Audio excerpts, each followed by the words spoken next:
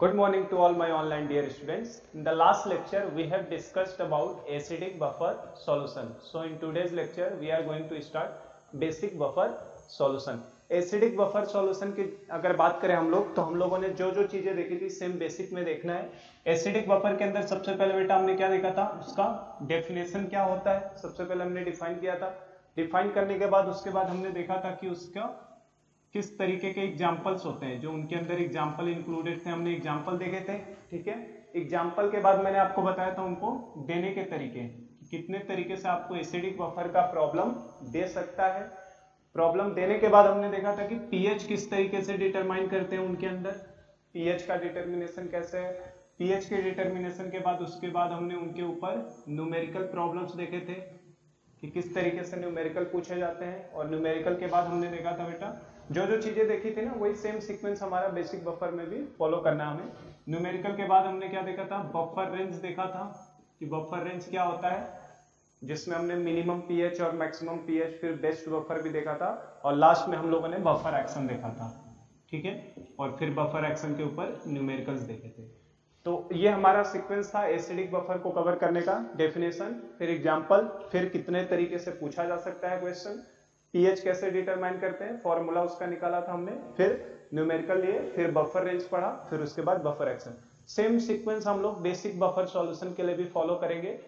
तो आपको अगर एसिडिक बफर ढंग से पढ़ा है आपने तो बेसिक बफर पूरा का पूरा मिरर इमेज है, और तुरंत हम लोग इसको फास्ट करेंगे थोड़ा सा, क्योंकि सेम पैरेलल है उसके, इसमें कुछ नया करने वाली चीज नहीं है। जो जो चीजें थी वही रहेंगी, बस पीएच की जगह पे क्या हो जाएगा, पीओएच हो जाएगा आपका। एग्जाम्पल चेंज हो जाएंगे थोड़े से, डेफिनेशन बदल जाएगी, पर रहेगा पूरा का पूरा यही मिरर इमेज। मतलब सीक्वेंस हमें यही फॉलो करना है बेसिक बफर सॉल्यूशन के लिए भी। तो चलो, तो हम लोग डालते हैं अपना नेक्स्ट हेडिंग है हमारा बेसिक बफर सॉल्यूशन। बेसिक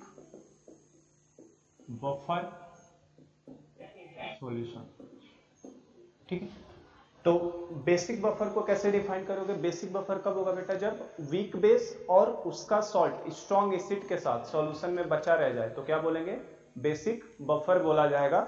हम लोग केस नंबर 3 में सेकेंड पार्ट में चल रहे हैं, जिसके अंदर एसिड और बेस पूरी तरह से खत्म नहीं होते हैं। तो बेसिक बफर की डेफिनेशन हम लोग यही लिखेंगे, ए सॉल्यूशन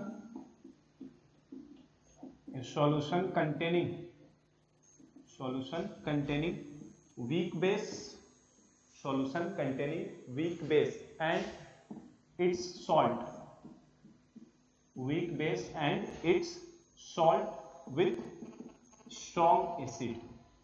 एक ऐसा सॉल्यूशन जिसके पास वीक बेस हो और उसका सॉल्ट हो with strong acid is known as basic buffer solution, is known as basic buffer solution. इसको आप एसिडिक बफर से अगर लिंक करो तो उसकी डेफिनेशन क्या थी बेटा, एक ऐसा सॉल्यूशन जिसके अंदर वीक एसिड और उसका सॉल्ट हो स्ट्रॉन्ग बेस के साथ। और बेसिक बफर में क्या होता है, वीक बेस हो और उसका सॉल्ट हो किसके साथ, स्ट्रॉन्ग एसिड के साथ। तो solution containing weak base and it salt with strong acid, तो वीक बेस होना चाहिए और उसका सॉल्ट होना चाहिए स्ट्रॉन्ग एसिड के साथ। तो उस तरीके के सॉल्यूशन को क्या बोलेंगे हम लोग, बेसिक बफर बोलेंगे। जैसे आपका वीक बेस लिया हमने, वीक बेस की रिएक्शन आपने करा दी स्ट्रॉन्ग एसिड के साथ, तो बेटा वीक बेस और स्ट्रॉन्ग एसिड रिएक्ट करते ही क्या बनाएंगे आपका, सॉल्ट प्लस वाटर। तो आपका सॉल्ट और वाटर बना। अगर हमारा लिमिटिंग रिएजेंट स्ट्रॉन्ग एसिड हो गया, लिमिटिंग रिएजेंट कौन हो गया, स्ट्रॉन्ग एसिड, तो सॉल्यूशन से स्ट्रॉन्ग एसिड खत्म हो जाएगा, तो बचेगा क्या, वीक बेस बचा रहेगा हमारे पास सॉल्यूशन में, और क्या बचा रह जाएगा, उसका सॉल्ट। तो वीक बेस और उसका सॉल्ट अगर बचा रहता है तो उसे हम लोग क्या बोलते हैं, बेसिक बफर। ये मैंने पहले भी आपको बताया है, जस्ट हम लोग उसी को टच कर रहे हैं फिर से कि क्या क्या चीजें हो रही हैं। तो वीक बेस और सॉल्ट का जो सॉल्यूशन बचेगा है ना, उसे हम लोग क्या बोलते हैं, बेसिक बफर बोलेंगे। एसिडिक बफर में क्या होता था, वीक एसिड होता था और यहाँ पे स्ट्रॉन्ग बेस लेते थे, तो स्ट्रॉन्ग बेस लिमिटिंग एजेंट बनता था। तो वीक एसिड और उसका सॉल्ट एसिडिक बफर, और वीक बेस और उसका सॉल्ट क्या बनाता है बेटा, बेसिक बफर बनाता है। इसके एग्जाम्पल की बात करें अगर हम लोग, आवाज आ रही है दोस्तों, एग्जाम्पल की बात करें अगर हम लोग तो एग्जाम्पल देख सकते हैं आप। जैसे हमारा वीक एसिड में सबसे अच्छा वीक बेस, हम लोग वीक बेस में सबसे अच्छा वीक बेस NH4OH को लेते हैं। आपने NH4OH के साथ आप ले लीजिए, जैसे ये फर्स्ट एग्जांपल है, NH4OH के साथ आप किसको ले सकते हैं, NH4Cl, जनरली जो कॉमनली यूज होने वाला है NH4Cl, तो मैं इसको NH4+ लिख देता हूं, जरूरी नहीं है कि ये NH4Cl हो, इट में भी NH4Cl। अच्छा, NH4Cl कैसे बनेगा, अगर NH4OH की रिएक्शन स्ट्रॉन्ग एसिड मतलब HCl से करा दो, तो NH4OH और HCl मिलकर क्या बनाएंगे, NH4Cl बनाएगा प्लस वाटर बनाएगा।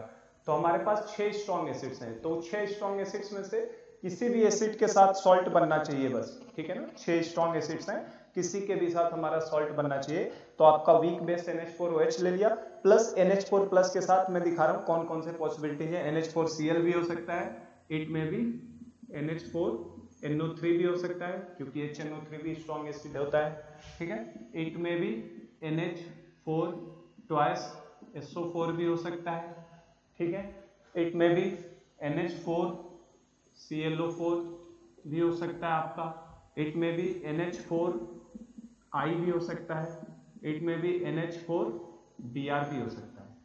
बेटा जितने हमारे स्ट्रॉन्ग वाले पार्ट होते हैं ना, स्ट्रॉन्ग एसिड का जो एनायन है, देखो बेस, वीक बेस का केटायन ले लो और स्ट्रॉन्ग एसिड का एनायन ले लो, उस एनायन से लेके आप सॉल्ट बना लो कोई भी। तो ये हमारा NH4OH प्लस इनमें से कोई भी सॉल्ट का मिक्सचर किस तरीके का कहलाएगा हमारे लिए, वीक बेस का मिक्सचर, इस बेसिक बफर का मिक्सचर कहलाएगा। तो आप देख सकते हैं कितने एग्जांपल होंगे, वीक बेस ये उठाया तो एक इसके साथ, एक इसके साथ, इसके साथ, इसके साथ, अलग अलग हम लोग एग्जांपल्स बना सकते हैं। तो 6 एग्जांपल्स तो यहीं पे हो गए अपने पास 6 स्ट्रॉन्ग एसिड्स हैं, उनके एनायन को उठा के आप सॉल्ट प्लस बना लो। जैसे अब देखो सेकंड एग्जांपल में दिखा रहा हूं किस तरीके से एग्जांपल बनाओगे आप। जैसे आपका NH4OH है, मैंने बताया था अमोनिया और अमोनिया के सारे डेरिवेटिव वीक बेस होते हैं, ammonia and its all derivative are weak base. तो जैसे NH4OH है तो आप अमोनिया का डेरिवेटिव NH3 का एक हाइड्रोजन हटा के आप वहां पे CH3 लगा दो, CH3NH2, तो ये क्या हो गया आपका मिथाइलेमीन। तो मिथाइलेमीन भी एक तरीके का क्या है, वीक बेस है ना। कंफ्यूजन ये होता है कि सर इसमें OH माइनस नहीं दे रहा है तो इसको बेस कैसे बोलेंगे, तो ये लुईस बेस होता है, बताया मैंने, लुईस एसिड और लुईस बेस का भी कॉन्सेप्ट बताया था। तो बेसिकली ये क्या है, लुईस बेस। तो CH3NH2 का पेयर किसके साथ आप ले सकते हो, CH2NH3+, और आप किसी भी एनायन को इसके साथ जोड़ दो, जैसे मान लो आप Cl- को ले लो, तो ये दोनों मिक्सचर आपका किस तरीके का है, एक बेसिक बफर सॉल्यूशन हो गया। ये वीक बेस है और ये उसी का क्या है, बना हुआ स्ट्रॉन्ग एसिड के साथ सॉल्ट। स्ट्रॉन्ग एसिड कौन सा रिएक्ट कराया है बेटा हमने इसके साथ, HCl को, HCl से रिएक्ट कराएंगे तो CH3NH3+ Cl-। आप अब आइडिया मैंने दे दिया, आप Cl- की जगह पे चाहो तो आप I भी रख सकते हो, Br भी रख सकते हो, NO3- भी रख सकते हो, ClO4- भी रख सकते हो, HSO4- भी यहाँ पे रख सकते हो आप उठा के, वो आइडिया मैंने आपको दे दिया एग्जांपल से। थर्ड देखो, जैसे और एग्जांपल्स हम लोग बनाते हैं, जैसे आप CH3 की जगह फिनाइल लगा दो, PHNH2, ये क्या होता है बेटा, PHNH2 मतलब क्या, फिनाइल NH2 मतलब क्या, ये एनिलीन है। PHNH2 का मतलब बेसिकली क्या होता है, PHNH2 का मतलब क्या है आपका, एनिलीन है, बेंजीन रिंग के पास NH2 ग्रुप लगा दो, तो ये आपका PHNH2 मतलब बेसिकली क्या है, एनिलीन। तो एनिलीन के साथ भी बना सकते हैं, ये भी वीक बेस है। ये सब बेसिकली ऑर्गेनिक वीक बेस होते हैं ना, ऑर्गेनिक में सबसे ज्यादा काम आते हैं। तो इसका भी बना सकते हैं, जैसे NH3+ Cl-, लो बन गया ये भी हमारा। अब वही मैं कह रहा हूँ, Cl- की जगह आप कुछ भी यहाँ से कोई भी आंसर उठा के डाल सकते हैं, ठीक है। चलो और देखो एग्जांपल, फोर्थ एग्जांपल देखो और बनाते हैं एग्जांपल्स हम लोग। तो आपको बस एक वीक बेस उठाना है और उसके साथ क्या बनाना है, सॉल्ट बनाना है, और सॉल्ट के लिए आपको क्या लेना है, एनायन किसका लेना है, स्ट्रॉन्ग एसिड का। तो बहुत सारे एग्जांपल, आप तमाम एग्जांपल्स यहीं पे बना सकते हैं। जैसे और कुछ एग्जांपल्स की बात करूं मैं, पेरिडीन से बनाते हैं हम लोग एक एग्जांपल, क्योंकि जेईई मेंस सीटी और नीट में तो डायरेक्ट हमसे एग्जांपल में ही पूछ लेता है, which of the following is basic buffer solution. तो हमें एग्जांपल भी समझ में आना चाहिए क्या हो रहा है। जैसे ये आपका देखो, ये हमने ले लिया यहाँ पे पेरिडीन ले लिया आपका, ठीक है। तो पेरिडीन भी एक तरीके का वीक बेस होता है, ये अपना लोन पेयर डोनेट कर सकता है। तो पेरिडीन के साथ कोई सॉल्ट बना लो बेटा, है ना। तो पेरिडीनियम हाइड्रोक्लोराइड बना लेते हैं इसके साथ हम लोग, देखो ये हो गया आपका पेरिडीनियम हाइड्रोक्लोराइड। तो पेरिडीन वीक बेस है, पेरिडीनियम हाइड्रोक्लोराइड इसके साथ सॉल्ट बना लिया हमने, ठीक है। तो ये भी हमारा एक तरीके का क्या है, बेसिक बफर है। एग्जांपल्स तो आप खुद बना सकते हो, आपको बस एक वीक बेस उठाना है, उसके रिएक्शन किसी स्ट्रॉन्ग एसिड के साथ करवा के सॉल्ट बनाना है। जैसे देखो एक और बताता हूं मैं, पिपराडीन से बनाते हैं हम लोग। देखो ये आपका पिपराडीन है, ठीक है। इस पिपराडीन से बनाओ, ये भी अपना लोन पे डोनेट कर सकता है आसानी से। तो इसके साथ इसका एक सॉल्ट बना लो कोई भी,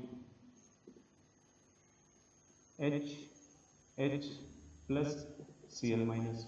तो देखो ये भी बन गया। तो ये सब बेसिकली आपको पहचानना आना चाहिए। वीक बेस लेना है और वीक बेस के साथ एक मुझे क्या बनाना है, उसका सॉल्ट बनाना है। और सॉल्ट में किसके साथ बनाऊंगा, किसी भी स्ट्रॉन्ग एसिड के एनायन के साथ जोड़ के। तो इस तरीके से आपको कोई भी एग्जांपल दे दे तो हमें एग्जांपल समझ में आना चाहिए कि क्या ये बेसिक बफर है कि नहीं है। तो ये सब के सब एग्जांपल किस कैटेगरी में, हमारे बेसिक बफर सॉल्यूशन की कैटेगरी में आते हैं, क्योंकि सबके अंदर एक वीक बेस मौजूद है और उनके साथ उनका क्या मौजूद है, स्ट्रॉन्ग सॉल्ट मौजूद है, सॉल्ट विद स्ट्रॉन्ग एसिड वाले मौजूद है काउंटर पार्ट। तो इस तरीके से आप कोई भी सॉल्ट बना सकते हैं, ठीक है। जैसे एक और एग्जांपल मान लो लिख दूं मैं, 6th एग्जांपल देखो। तो एग्जांपल बनाना कुछ टफ नहीं है। एग्जांपल में आपको वीक बेस उठाना है, किसी भी एनायन के साथ जोड़ते चले जाओ, आपका सॉल्ट बन जाएगा। फॉर एग्जांपल जैसे एक और बनाते हैं, CH3NH2 है और इसको हमने ले लिया CH3NH3 प्लस HSO4 माइनस के साथ, ठीक है ना। HSO4 माइनस क्यों लिया है, H2SO4 का केवल एक H दिया है हमने, एक H को लिया है, तो CH3NH3 प्लस HSO4 माइनस। तो ये भी एक तरीके का क्या है, हमारे लिए बेसिक बफर सॉल्यूशन है। तो हमने बेसिक बफर की डेफिनेशन समझ ली क्या होता है, जिसके अंदर वीक बेस हो और उसका सॉल्ट हो। और उसके हमने एग्जांपल्स भी देख लिए, कौन कौन से एग्जांपल हैं जो जनरली हमें मिल सकते हैं। आप एग्जांपल खुद भी बना सकते हो, आइडिया दे दिया है मैंने। वीक बेस उठाना है और उसके साथ किसी भी स्ट्रॉन्ग एसिड के केटायन के साथ कर लेना है। तो जनरल रूल क्या समझ में आया यहाँ से, जनरल रूल यही समझ में आया, वीक बेस हो और उसका कॉन्जुगेट एसिड हो, वीक बेस हो और कॉन्जुगेट एसिड हो, और उसका कॉन्जुगेट एसिड किसके साथ हो, किसी भी स्ट्रॉन्ग एसिड के एनायन के साथ हो। जैसे उसको हम जनरलाइज कर रहे हैं अगर, तो हम लोग यही बोलेंगे कि weak base plus its conjugate acid, weak base हो plus its conjugate acid with conjugate acid with किसके किसके साथ हो सकता है बेटा, कॉन्जुगेट एसिड विद आपका चाहे तो ClO4 माइनस के साथ हो, या NO3 माइनस के साथ हो, या आपका Cl माइनस के साथ हो, या आपका SO4 2 माइनस के साथ हो, या आपका Br माइनस के साथ हो, या आपका I माइनस के साथ हो। ये देखो मैंने सब स्ट्रॉन्ग एसिड के एनायन लिए हैं इसके अंदर। ये सब एनायंस किसके, हमारे स्ट्रॉन्ग एसिड से एनायन आए हैं, और ये आपका वीक बेस है। तो बेसिकली यही पहचानने का तरीका है, ठीक है, यही हमारा पहचानने का तरीका है, week base plus its conjugate acid, ठीक है। तो ये हमारी पहचान होगी किसके लिए बेटा, बेसिक बफर की। तो बेसिक बफर की पहचान क्या है, समझ गए हम लोग बेसिक बफर कैसे बनाना है। वीक बेस उठाओ, कोई भी वीक बेस ले लो, उसका कॉन्जुगेट एसिड ले लो, इनमें से किसी भी एनायन के साथ। जैसे वीक बेस आपने NH4OH लिया, तो कॉन्जुगेट एसिड क्या होगा, NH4 प्लस। वीक बेस आपका NH4OH है, तो कॉन्जुगेट एसिड क्या होगा, NH4 प्लस। और NH4 प्लस को आप इनमें से किसी भी एनायन के साथ जोड़ दो तो आपका क्या बन जाएगा, बेसिक बफर। ऐसे मैंने एसिडिक बफर में भी सेम इसी तरीके का आइडिया लिया था। उसमें क्या होता था, वीक बेस की जगह पे वीक एसिड होता था, और वीक एसिड होता था तो वहां पे कॉन्जुगेट बेस लेते थे, और कॉन्जुगेट बेस किसी भी केटायन के साथ लेते थे। और वो केटायन किसके लिए थे, मैंने सब स्ट्रॉन्ग बेस के केटायन लिए थे।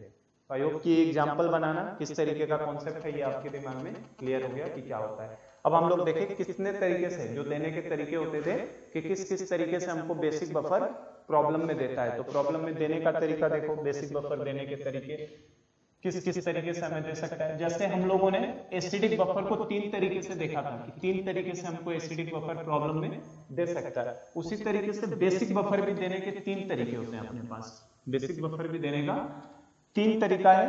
पहला है डायरेक्ट मेथड और दूसरा होता है इनडायरेक्ट। सेम मिरर इमेज है, अगर आपको एसिडिक बफर आ रहा है तो बेसिक बफर पूरा पैरेलल उसी के चलेगा, कुछ नई चीज नहीं होने वाली। जैसे सबसे पहला देने का तरीका क्या होगा इनका, डायरेक्ट मेथड। सबसे पहला देने का तरीका क्या है बेटा, डायरेक्ट मेथड। डायरेक्ट मेथड का मतलब क्या है, इसमें आपको डायरेक्ट दिया रहेगा बफर, बेसिक बफर आपको क्या रहेगा, डायरेक्ट गिवन रहेगा। जैसे फॉर एग्जांपल NH4OH दे दिया आपको, वीक बेस दे दिया और साथ में प्लस इसका सॉल्ट दे दिया NH4Cl।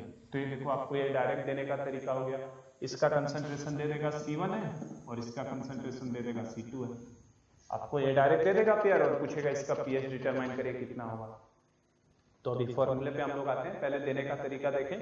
डायरेक्ट मेथड में डायरेक्ट हमको दिया रहेगा, generally JEE Main CET NEET में डायरेक्ट पेयर देके ही हमसे पीएच डिटरमाइन करवाता है। एडवांस लेवल में थोड़ा सा हमसे चेंज करवाता है, एडवांस लेवल में हमें खुद बफर बनाना पड़ता है, तो उससे मैं क्या बोलता हूँ, इनडायरेक्ट मेथड। कि इनडायरेक्टली कैसे देगा, इनडायरेक्टली देने का तरीका क्या है, अब उसमें भी मैंने बताया था आपको दो तरीके हैं देने के। इनडायरेक्टली देने का उसके पास कितने तरीके होते हैं बेटा, दो तरीके। पहला तरीका क्या है, आपको कोई वीक बेस दे दे, आपको पहले क्या दे दे, कोई वीक बेस दे दे और प्लस साथ में स्ट्रॉन्ग एसिड दे दे। पहला तरीका ये है कि वीक बेस और स्ट्रॉन्ग एसिड दे दे और आप रिएक्शन करके खुद पहले बफर पता करो। जैसे आपको वीक बेस में हम लोग कॉमनली यही लेके चलेंगे, NH4OH मान लो दे दिया और आपको स्ट्रॉन्ग एसिड में मान लो आपको HCl दे दिया उसने, और इसकी मोलरिटी मान लो आपको M1 वॉल्यूम V1 दे दिया, HCl की मोलरिटी M2 और वॉल्यूम क्या दे दिया, V2 दे दिया।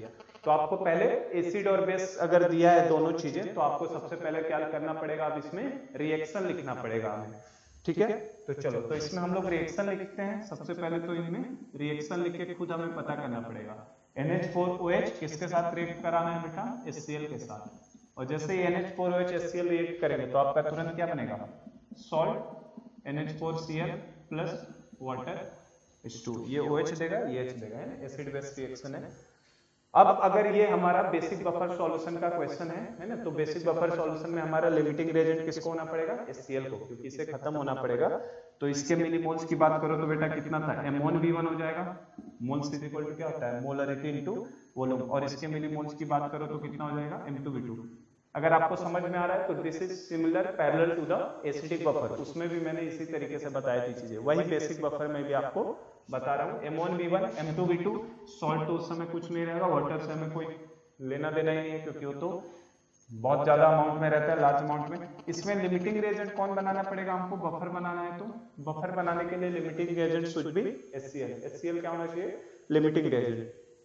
तो ये हमारा सॉल्यूशन से क्या हो जाएगा, फाइनली खत्म हो जाएगा। तो बेटा NaOH का कितना हो जाएगा, M1V1 माइनस M2V2, क्योंकि एक मोल से एक मोल जा रहा है तो इसके M2V2 मोल से कितना जाएगा, M1V1 माइनस M2V2, और एक मोल से एक मोल बन रहा है तो इसका M2V2 खत्म होने पे ये कितना बनेगा, M2V2। तो आपको वही जो अभी अब सॉल्यूशन में आपके फाइनली क्या बचा हुआ दिख रहा है, एक तो NaOH बचा हुआ दिखेगा और दूसरा चीज क्या दिखेगा, NH4Cl। तो बेसिकली आपका पहले वो बफर का ही आ गया ना, लेकिन इसमें क्या करना था, पहले रिएक्शन करना था और फिर खुद आइडेंटिफाई करना था आपको। तो आप यहाँ पे देख सकते हैं कि आपको क्या क्या मिल गया, कंसंट्रेशन ऑफ NH4OH अगर हमसे पूछा जाए, कंसंट्रेशन ऑफ NH4OH, जिसे मैंने क्या बोला है, C1 मान लो, तो ये C1, तो ये हमारे लिए किसके बराबर हो जाएगा बेटा, M1V1 माइनस M2V2 अपॉन नीचे क्या आएगा, टोटल वॉल्यूम कितना हो जाएगा, V1 plus V2 moles upon volume, तो ये हो जाएगा।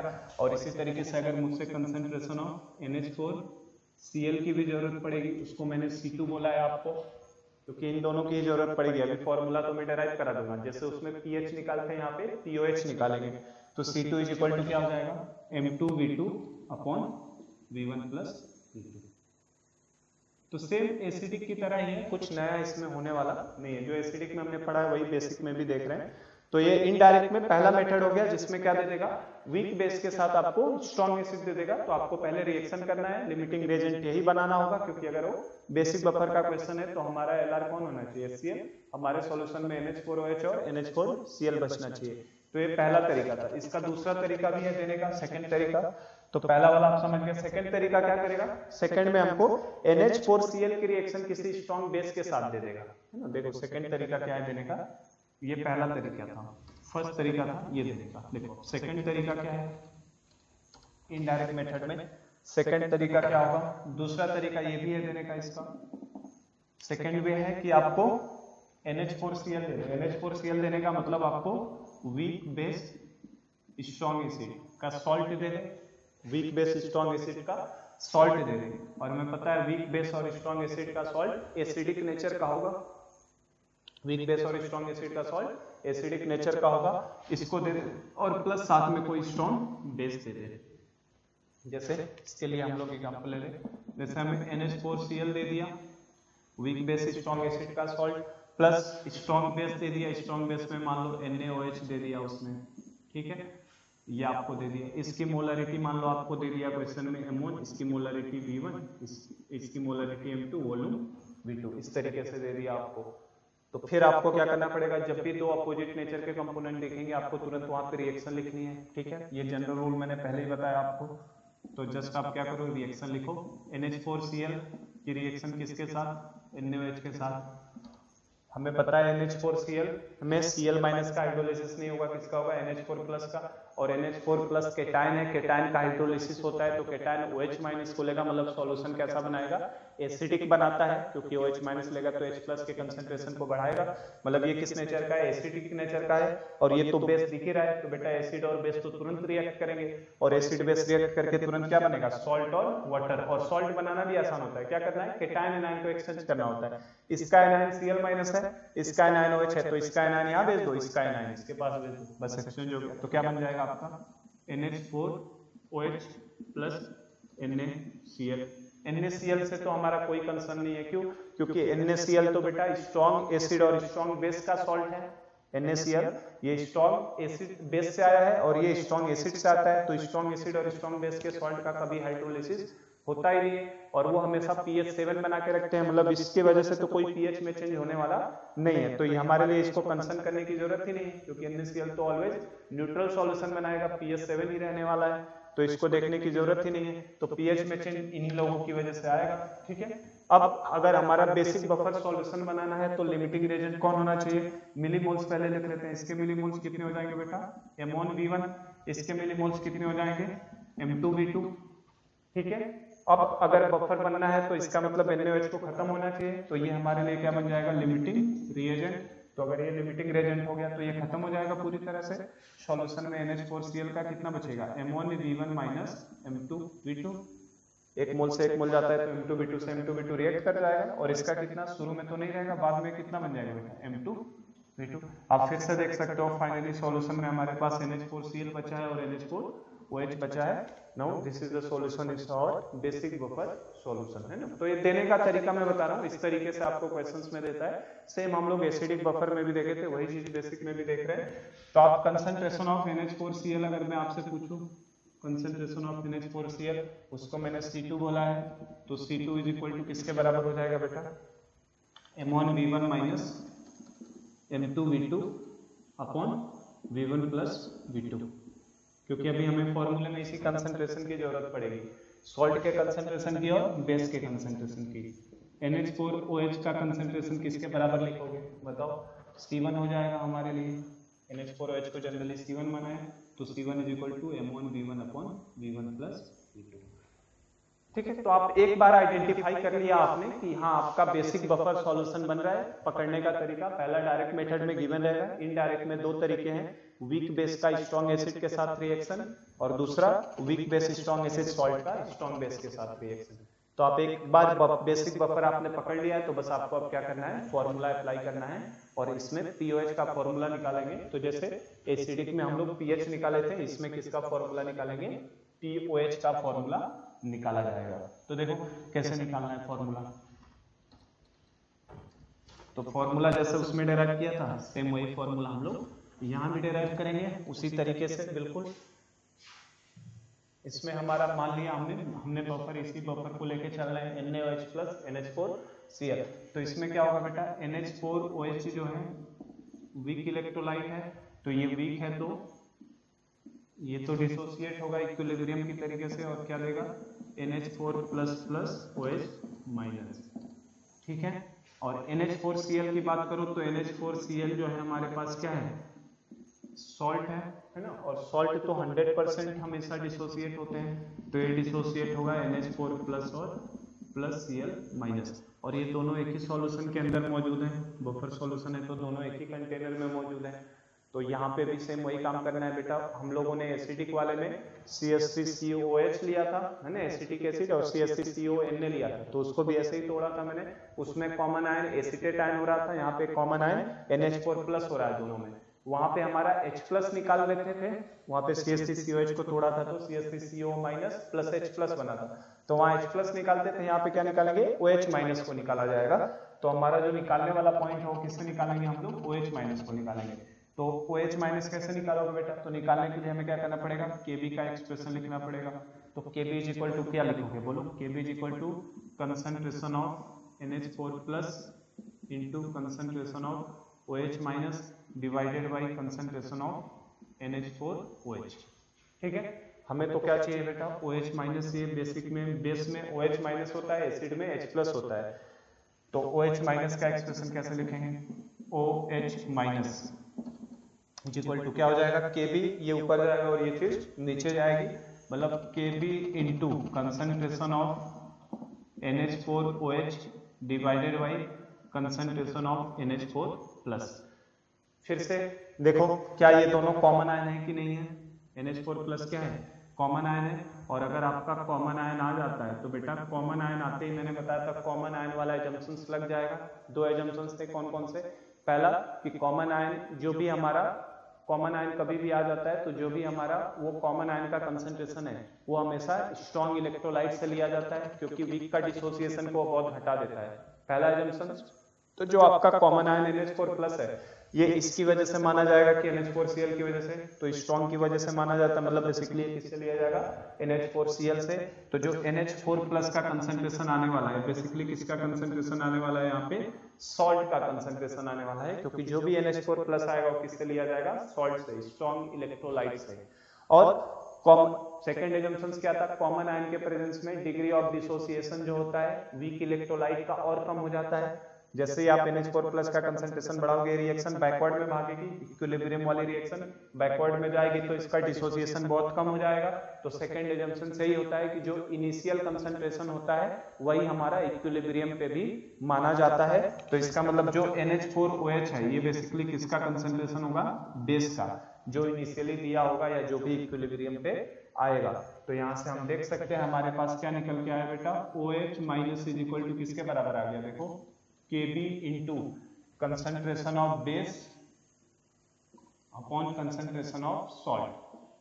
ठीक है, पिछले वाले में याद करोगे तो concentration of acid upon salt आया था और यहाँ Kb की जगह पे K था, यहाँ पे H+ था, सेम वही चीज है बिल्कुल, है ना, कुछ अलग नहीं है। अब हम लोग क्या करते हैं बेटा, दोनों तरफ लॉग लगा देते हैं, पहले लॉग ले लेते हैं। तो लॉग लोगे तो क्या हो जाएगा, देखो log OH- log concentration of OH- is equal to क्या हो जाएगा बेटा, लॉग Kb प्लस, है ना, लॉग Kb हो जाएगा प्लस ये क्या हो जाएगा, लॉग बेस अपॉन सॉल्ट। ठीक है, अब क्या करना है हमको, पूरे माइनस, दोनों तरफ माइनस से मल्टीप्लाई कर दो, तो यहाँ माइनस से करोगे तो ये क्या हो जाएगा, माइनस लॉग ऑफ OH-, ये क्या हो जाएगा आपका माइनस ऑफ लॉग Kb। ठीक है, प्लस ये माइनस से मल्टीप्लाई किया है तो minus log of concentration of base upon salt, concentration of base upon salt. अब बेटा माइनस लॉग OH को क्या लिखते हैं हम लोग, POH तो लिखते ही इसको, तो क्या इसे हम लोग POH लिख देंगे, माइनस लॉग Kb को क्या हम लोग PKb लिख देंगे। और देखो इसको मैं प्लस का प्लस दे देता हूँ, इस माइनस को मैं खत्म करने के लिए क्या करता हूँ, सॉल्ट ऊपर भेज देता हूँ और बेस को नीचे।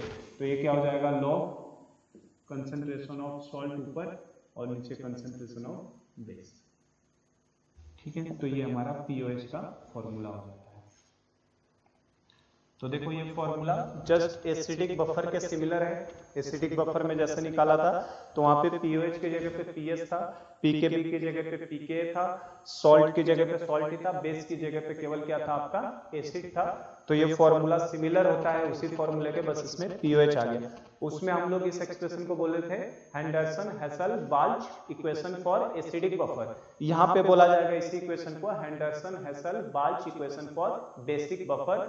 और इसकी भी वैलिडिटी वही है, जैसे वो एप्लीकेबल कब है, जब सॉल्ट अपॉन अपॉन एसिड 1/10 से लेके 10 के बीच होता है। यहाँ पे सॉल्ट अपॉन बेस 1/10 से लेके 10 के बीच में हो तभी ये हमारा फॉर्मूला एप्लीकेबल है। तो उस चीज को मैं लिख देता हूँ, चलो पता तो है हमें कि क्या करना है। तो ये हमारा पीओएच का फॉर्मूला, आप एक बार पीओएच निकाल लोगे तो पीएच क्या करोगे 14 माइनस करके निकाला जा सकता है ना। तो देखो इस इक्वेशन को जो हमारा निकल के आया है, क्या आया है finally, POH is equal to PKB plus log salt upon base. Similar formula है, इसी फॉर्मूले को यहाँ पे क्या बोला जाता है, this formula is known as Henderson Hasselbalch equation. पिछले क्लास में भी मैंने बताया था, है ना, दिस इज हेंडरसन हेसल। अलग अलग बुक में अलग अलग स्पेलिंग भी मिलेगी आपको, क्योंकि अंग्रेजों का नाम है, मैंने पहले बताया इनका नाम अजीब हो गरीब हो रहता है ना थोड़ा सा। तो हेंडरसन हेसल बार्च इक्वेशन है इसका नाम, हेंडरसन हेसल बार्च इक्वेशन। और ये एप्लीकेबल कब होगा बेटा, जैसे वो वाला हमारा एप्लीकेबल कब होता था, जब हमारे पास सॉल्ट अपॉन बेस का जो कंसेंट्रेशन का रेशियो है it should be in between 1/10 to 10। तो ये इस रेशियो के बीच में क्या है, ये एप्लीकेबल है, ठीक है। तो अब equation is known as Henderson Hasselbalch equation for basic buffer and this is applicable when salt by base का रेशियो 1/10 से लेके कहां तक होता है, 10 तक होता है। तो ये हमारे पास फॉर्मूला निकल के आया, ठीक है। तो आप एक बार पीओएच निकाल लोगे तो पीएच निकालने के लिए क्या करना है, बस 14 में से उस चीज को माइनस कर देना है। तो आई होप कि समझ पा रहे हैं हम लोग कि क्या हो रहा है, किस तरीके से हो रहा है, ठीक है। तो यही फॉर्मूला हमारा बन के आता है बेटा, ठीक है। चलो अब इसके ऊपर क्वेश्चन ले लेते हैं। पीओएच का फॉर्मूला निकाल लिया, इसको Henderson Hasselbalch equation for basic buffer बोल सकता हूं मैं यहाँ पे, for basic buffer, for basic buffer, और it is valid when salt upon base का रेशियो 1/10 से लेके कहां तक हो, 10 तक हो। एक न्यूमेरिकल भी देख लेते हैं, चलो इसके ऊपर calculate pH of calculate pH of a solution containing calculate pH of a solution containing 0.1 molar NH4OH जिसका Kb की वैल्यू दिया है ब्रैकेट में बेटा आपका, एग्जैक्ट वैल्यू मैं दे देता हूँ आपको। अगर सिंप्लिसिटी के लिए तो मैं 10⁻⁵ दे सकता हूँ, पर एग्जैक्ट वैल्यू 1.8 × 10⁻⁵ होता है। अभी मैं इसे बता भी देता हूँ कि कैसे आपको करना रहेगा। pH of A solution containing 0.1 molar NH4OH and 0.2 molar NH4Cl, ठीक है। pH of A solution containing 0.1 molar NH4OH और 0.2 मोलर NH4Cl दिया, ठीक है। देखो ये वाला वैल्यू बार बार आपको आता होगा ना।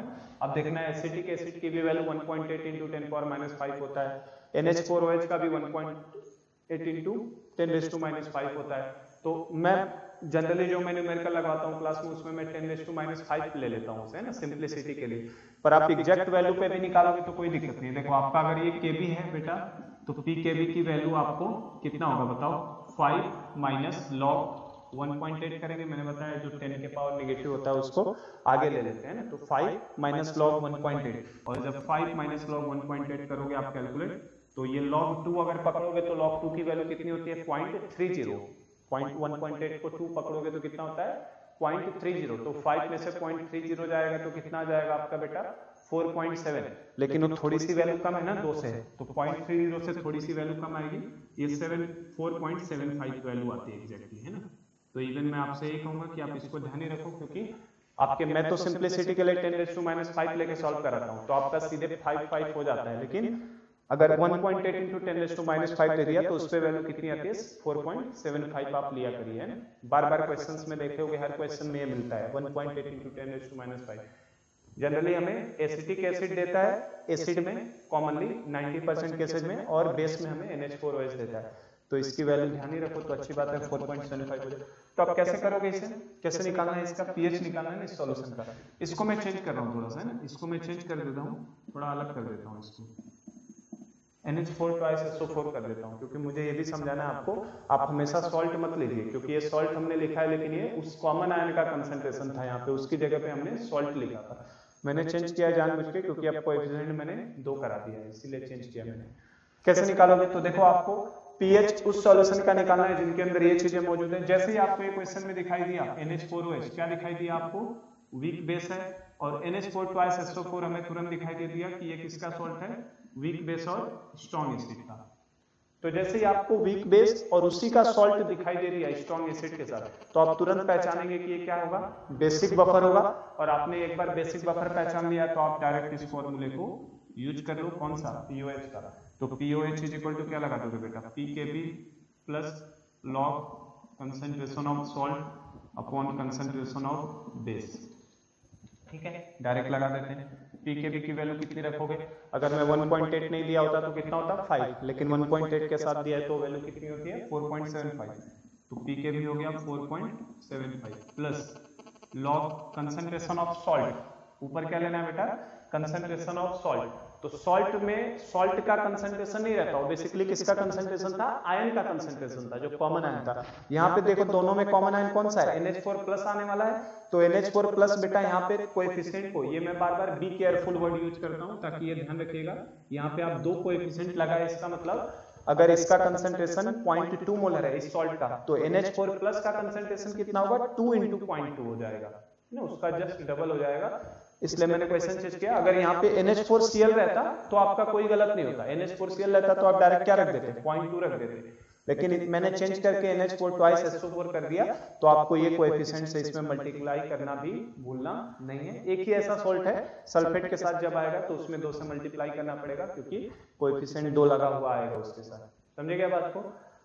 तो अगर NH4Cl रहता तो आप डायरेक्ट 0.2 रख देते क्योंकि NH4Cl का जो कंसंट्रेशन होगा वही NH4 प्लस का होता है। लेकिन यहाँ पे चूंकि ये ट्वाइस लगा है तो मुझे यहाँ 2 से मल्टीप्लाई ही करना है, तो इसीलिए मैंने चेंज किया सॉल्ट बस। तो 2 × कितना? 0.2। ठीक है, अपॉन बेस के कंसंट्रेशन को कितना रखोगे बेटा? 0.1। तो बस अब यहाँ से सॉल्व कर लो, आंसर आ जाएगा। ये हो जाएगा 4.75 प्लस लॉग कितना हो जाएगा? 0.4 अपॉन 0.1 का मतलब कितना हो गया? log 4 हो जाएगा। और log 4 की वैल्यू कितनी होती है बेटा? log 4 हमारा log 2 के पावर 2 है ना, तो 2 के पावर 2 मतलब 2 log 2, मतलब log 2 की वैल्यू 0.30, तो कितना हो जाएगा? 0.60 हो जाएगा। तो 4.75 में 0.60 जोड़ोगे तो कितना आएगा? 5, 3 और 5.35 आ जाएगा आपका। ठीक है, 5.35 आ जाएगा। तो ये हमारा POH की वैल्यू 5.35 आ गई, इसलिए हमसे क्वेश्चन में pH पूछा है। तो pH क्या करोगे बेटा? 14 माइनस 5.35। मैंने बताया जब भी टेम्परेचर नहीं मेंशन है आपको हमेशा 14 ही लेना है। pH प्लस POH का सम किसके बराबर लेना है आपको? 14 लेना है ना। pH plus POH is equal to कितना होता है बेटा? 14 किस पे? एट 25। तो अगर मेंशन नहीं है तो हमेशा यही मानना होता है। तो pH इज इक्वल टू क्या हो जाएगा? 14 माइनस 5.35। तो 14 में से 5.35 जाएगा तो कितना आ जाएगा आपका? कितना हो जाएगा देखो? 65 ये हो जाएगा 65, 9.65 हो जाएगा, नहीं 8.65 हो जाएगा आपका। ठीक है, कितना आ जाएगा? pH की वैल्यू कितनी हो जाएगी आपकी बेटा? 8.65 आ जाएगा। 8.65 में 5.35 ऐड करो जरा, कितना हो जाएगा ये? 65, 70, 100, तो 9 और 5 14। ठीक है, तो ये 8.65 हमारा pH की वैल्यू आ जाएगी। तो क्या हम लोग समझ गए किस तरीके से न्यूमेरिकल लगाना है? सब न्यूमेरिकल बस आपको रिएक्शन वाले बदल के, जैसे पिछले में मैंने एसिडिक में एक रिएक्शन वाला भी कराया था, इसमें मैं रिएक्शन वाला पार्ट नहीं ले रहा हूँ, रिएक्शन वाला भी सेम उसी तरीके से आएगा एडवांस लेवल के क्वेश्चन में। चलो, तो ये हमने देख लिया किस तरीके से बेसिक बफर सॉल्यूशन को लगाना है। अब हमें केवल 2 चीज बची है, क्या क्या? एक बफर रेंज देखना है और दूसरा इसका बफर एक्शन। तो आज हम लोग बफर रेंज कंप्लीट कर लेते हैं। बफर एक्शन हम लोग मोस्टली कल की क्लास में कवर करेंगे। ठीक है, बफर एक्शन और उसके कुछ एग्जांपल्स न्यूमेरिकल उसके ऊपर। तो एक और चीज मैं कंप्लीट करा देता हूँ आज आपका, बफर रेंज कर लेते हैं। तो buffer range, buffer range of basic buffer, buffer range of basic buffer. Basic buffer का बफर रेंज की बात कर लेते हैं जरा सा। बफर रेंज क्या होगा बेटा? बफर रेंज के लिए मैंने आपको बताया था, बफर रेंज का मतलब आपको मिनिमम pH चाहिए और मैक्सिमम pH चाहिए। क्योंकि ये बेस है तो हमें मिनिमम pOH चाहिए और मैक्सिमम pOH चाहिए। तो पहले हम लोग मिनिमम pOH की बात करें। Minimum pOH. तो मिनिमम पीओएच के लिए क्या होना, मिनिमम के लिए सॉल्ट अपॉन बेस का रेशियो किसके बराबर होना चाहिए 1/10, और मैक्सिमम के लिए सॉल्ट बाय बेस कितना होना चाहिए 10 होना चाहिए।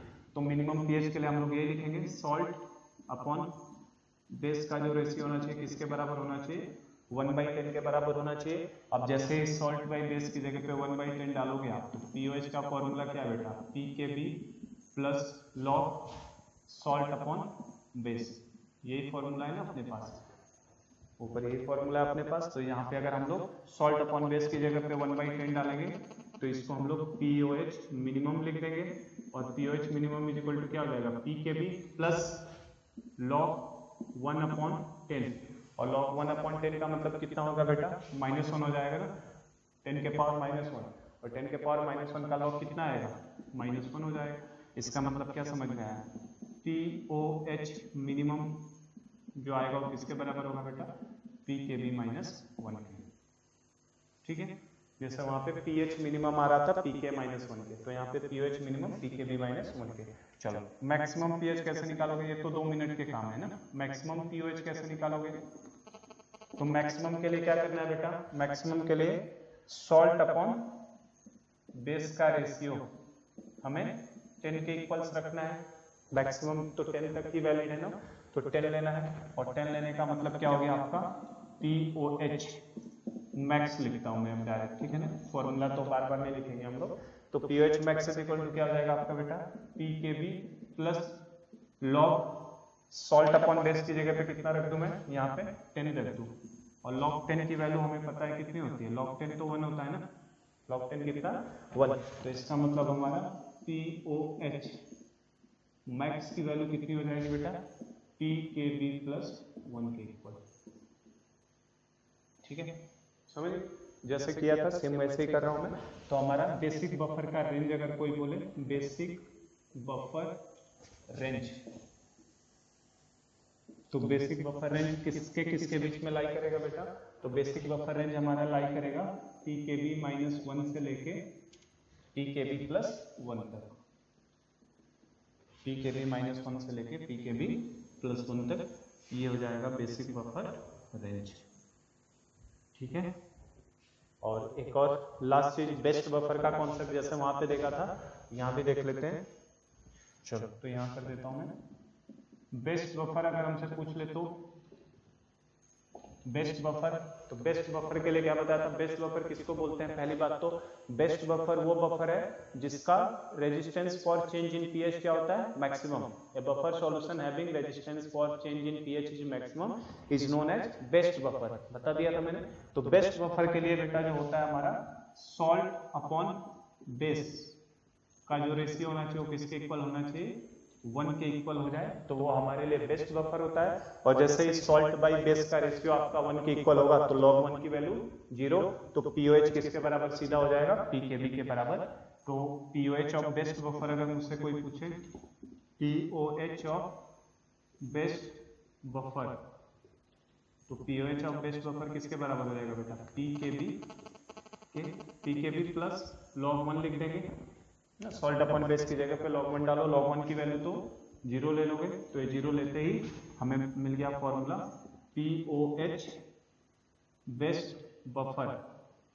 तो बेस्ट बफर का पीओएच किसके बराबर होना चाहिए पीकेबी के बराबर होना चाहिए, ठीक है। जैसे वहां पे pH of best buffer acidic buffer के केस में किसके बराबर आ रहा था पीके के बराबर। तो हम लोगों ने बफर रेंज भी आज कवर कर लिया। अब एक चीज बस बची है इसके अंदर, क्या बफर एक्शन और उसका एक न्यूमेरिकल। तो हम लोग बफर एक्शन कल की क्लास में ले लेते हैं, ठीक है। तो बफर एक्शन कल की क्लास में लेंगे और उसके ऊपर एक न्यूमेरिकल लेंगे हम लोग कि किस तरीके से न्यूमेरिकल आते हैं। तो आप देख सकते हो पूरा का पूरा ये सिमिलर मिरर इमेज था किसका, हमारा एसिडिक बफर सॉल्यूशन का। कुछ नई चीज नहीं थी, बस पीएच की जगह पे पीओएच हो गया था, थोड़े से एग्जांपल के तरीके बदल गए। फॉर्मूला में भी पीएच पीके लॉग सॉल्ट अपॉन एसिड था, एसिड की जगह बेस है, पीके की जगह पीकेबी है, पीएच की जगह पीओएच है। पूरा का पूरा कंप्लीट मिरर इमेज है। वहां पे पीएच मिनिमम पीके -1 था, यहाँ पे पीकेबी -1। तो आप अगर लिंक करोगे दोनों तो एक दूसरे के मिरर इमेज है, कोई दोनों में डिफरेंस नहीं है। तो आप दोनों अब अच्छे से कवर कर लीजिए। बफर एक्शन कल की क्लास में हम लोग करेंगे, और एक और बफर से रिलेटेड टॉपिक है बफर कैपेसिटी। उसमें मैं प्रूव भी करूंगा कि बेस्ट बफर के लिए सॉल्ट अपॉन बेस का रेशियो या सॉल्ट अपॉन एसिड का रेशियो 1 के इक्वल होना चाहिए। वो हमारा बफर कैपेसिटी टॉपिक है, उसके अंदर देखेंगे। तो कल की क्लास में बफर एक्शन है, बफर कैपेसिटी ले लूंगा तो हमारा बफर कंप्लीट हो जाएगा। फिर हम लोग टाइट्रेशन पे मूव करेंगे। टाइट्रेशन कर्व क्या होते हैं, किस तरीके से बनाए जाते हैं, उनमें इन सब की जरूरत हमें पड़ेगी, जो भी फॉर्मूला हम लोग सीख रहे हैं। आज का लेक्चर यही स्टॉप करते हैं हम लोग। Thank you so much.